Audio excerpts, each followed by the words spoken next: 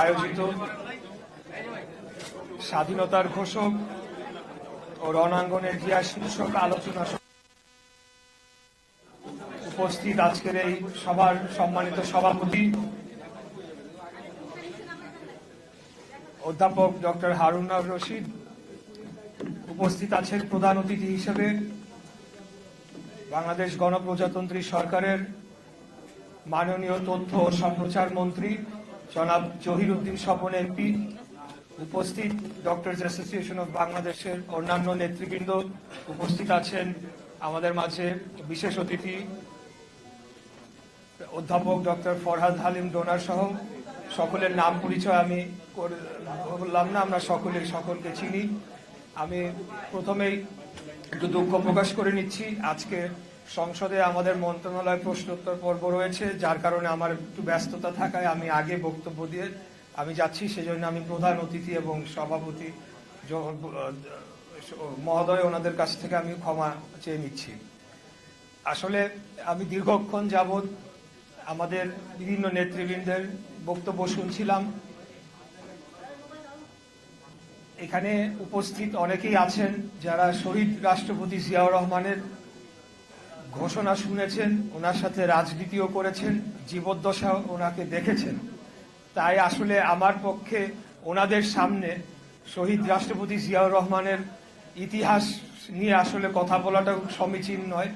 আমি আমার জেনারেশনের পার্সপেক্টিভ থেকে, দৃষ্টিকোণ থেকে শহীদ রাষ্ট্রপতি জিয়াউর রহমানকে আমরা কিভাবে দেখি সেই বিষয়ে কিছু বলতে চাই এবং সমসাময়িক কিছু বিষয় উঠে এসেছে সেই বিষয়ে একটি কথা বলতে চাই। আমার বাবা বীর মুক্তিযোদ্ধা ছিলেন জনাব সাদেক হোসেন খোকা। তো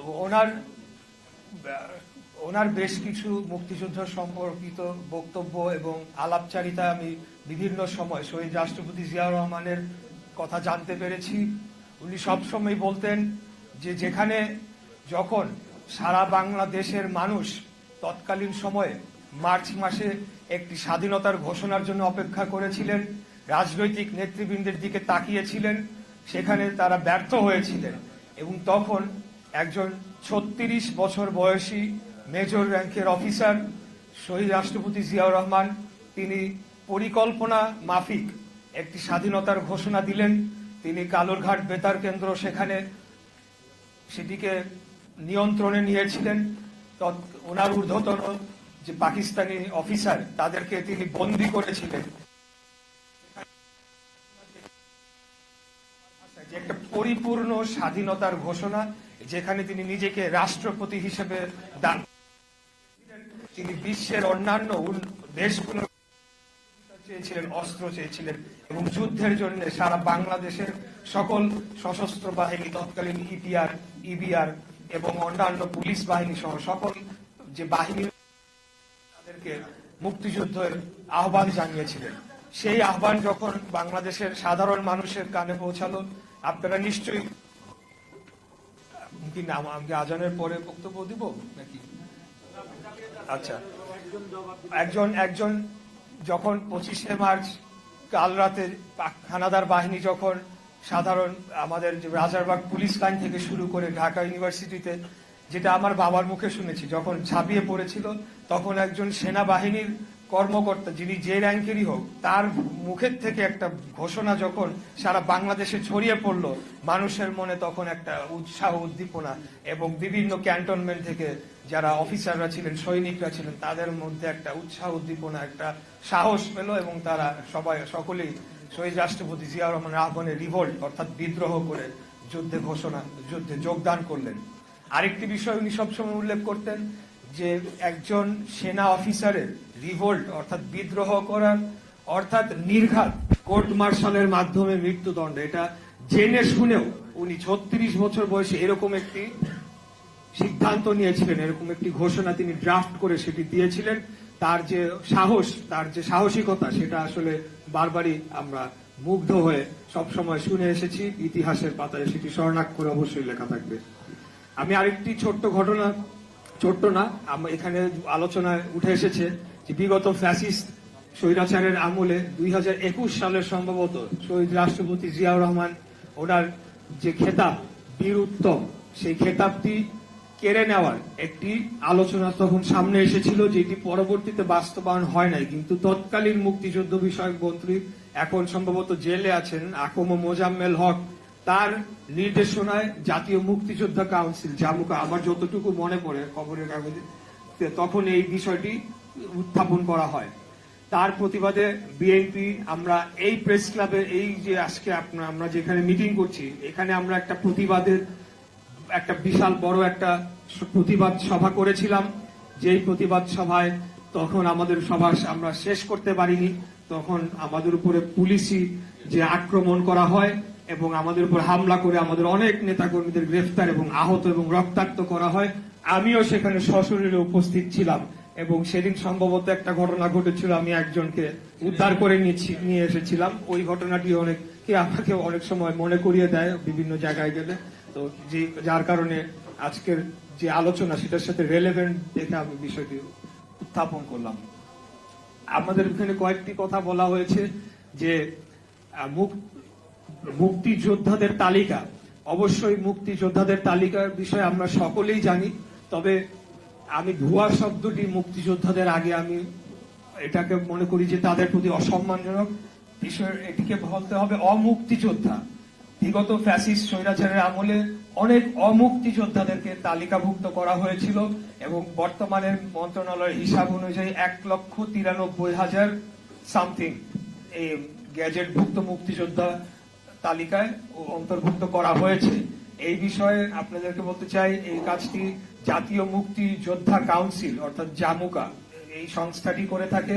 তারা যখন মন্ত্রণালয়ে সুপারিশ পাঠায়, তাদের সুপারিশের ভিত্তিতে গ্যাজেটভুক্ত করা হয় অথবা গ্যাজেট বাতিল করা হয়। আমরা মাত্র 30 দিন হলো আমরা সরকার গঠন করেছি, তো এর মধ্যেই বেশ কয়েকটি আবেদন এসেছে, কয়েকটি গ্যাজেট বাতিলও করা হয়েছে এবং 2-1জনকে অন্তর্ভুক্ত করা হয়েছে। তো আমরা বলতে চাই যে আগামী দিনে অবশ্যই আমরা এই বিষয়ে জোরালো পদক্ষেপ নেব, কারণ আমরা মনে করি যে মুক্তিযুদ্ধের তালিকায় অন্তর্ভুক্ত করার মাধ্যমে মহান মুক্তিযুদ্ধকে অপমানিত করা হচ্ছে, মুক্তিযোদ্ধাদেরকে অপমানিত করা হচ্ছে, তাদেরকে এক প্রকার হেয় প্রতিপন্ন করা হচ্ছে এবং মুক্তিযোদ্ধাদের নামের আগে, মুক্তিযোদ্ধা শব্দটির আগে ভুয়া শব্দটি যুক্ত হয়ে গিয়েছে, যেটা আমি একজন মুক্তিযোদ্ধার সন্তান হিসেবে কোনোদিনও মনে করি না যে এটাকে প্রশ্রয় দেওয়া উচিত। আমরা আমাদের যে মাননীয় মন্ত্রী মহোদয়ের সাথে এই বিষয়ে কথা বলেছি। আমাদের মাননীয় প্রধানমন্ত্রী, উনি নিজেও একজন মুক্তিযোদ্ধার শুধু সন্তান নয়, স্বাধীনতার ঘোষকের সন্তান। তাই আমরা এই বিষয়ে অবশ্যই সিরিয়াসলি আগামী দিনে কাজ করে যাব। আর আজকে অনেকগুলো বিষয়ে আপনাদের অভিযোগ উত্থাপন করেছেন, যেটা অবশ্যই আপনারা করবেন, অভিযোগ উত্থাপন করতেই হবে। কিন্তু আমি আপনাদেরকে একটা কথা মনে করিয়ে দিতে চাই যে সরকারটি কয়দিন হলো গঠন হয়েছে, আপনারা একটু ভেবে দেখেন তো। আমাদেরকে তো একটু সময় দিতে হবে। আমরা আন্তরিকভাবে কাজ করে যাচ্ছি, চেষ্টা করে যাচ্ছি। আপনারা জানেন যে এখন বৈশ্বিক যে পরিস্থিতি, সেই পরিস্থিতিতে বর্তমানে জ্বালানির যে অবস্থা, সেটিকে ট্যাকেল দেওয়ার জন্য আমি মনে করি অত্যন্ত সফলভাবে আমাদের সরকার সর্বোচ্চভাবে দায়িত্ব পালন করে চলেছে। যার কারণে এখন পর্যন্ত আমরা কিন্তু এই সংকটটি ভালোভাবে মোকাবেলা করতে পারছি। আমাদের মাননীয় মন্ত্রী মহোদয় আরো এই বিষয়ে আপনাদেরকে তথ্য দিবেন। তবে আমি যেহেতু ক্যাবিনেট মিটিং এ উপস্থিত থাকি, আমাদের সংসদীয় দলের বৈঠকে আমি উপস্থিত থাকি, সংসদেও আমরা উপস্থিত থাকি, তাই আপনাদেরকে আশ্বস্ত করতে চাই যে অন্য যে কোনো সরকারের তুলনায় আমরা মনে করি বাংলাদেশ জাতীয়তাবাদী দল এই 30 দিনের মধ্যে এই সকল সংকট মোকাবেলায় অত্যন্ত সফলভাবে দায়িত্ব পালন করে চলেছে। তবে আমরা এখানে বলছি না যে আমরা অত্যন্ত সন্তুষ্ট।